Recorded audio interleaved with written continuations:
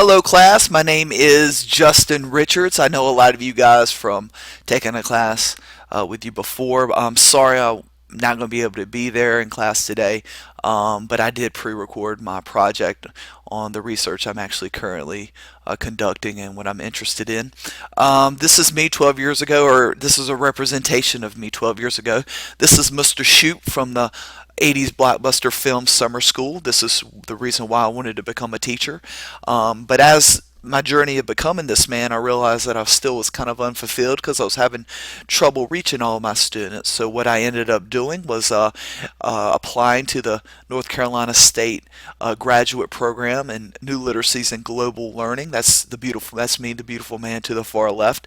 And what I ended up learning was that when students were exposed to new literacies, they actually made global connections. So what I ended up doing was taking that knowledge I learned in grad school and applying it to in my classroom as a secondary English teacher, and the results were astounding. And what I ended up deciding was I was still hungry and I still wanted to study, so I applied to the literacy program at NC State and took a liking into looking into the role that creativity plays in the classroom.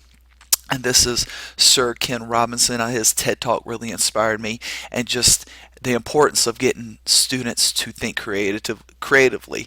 And that is when I started questioning what the impacts of reading fiction or nonfiction literature had on a student and creativity.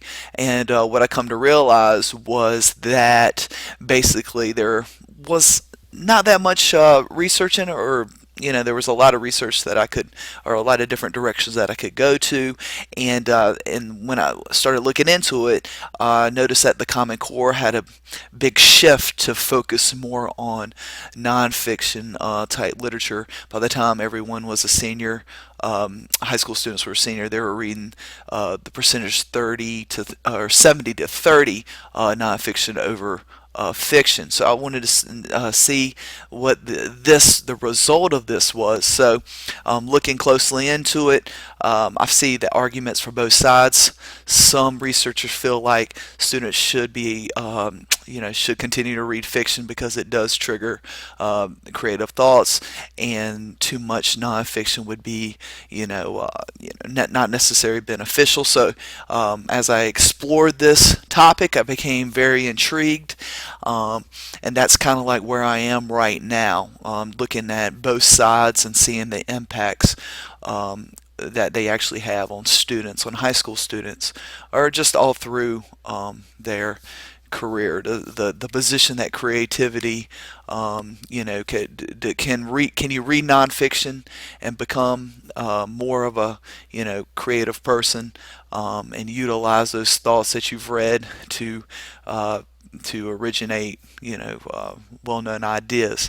There's several positions or directions I could go now in my research, and I'm just really I'm not sure currently what angle I'm going to continue or pursue. I don't know if I'm going to focus a lot on nonfiction or fiction, and especially with the Common Core, the rumors in North Carolina of it going out the door.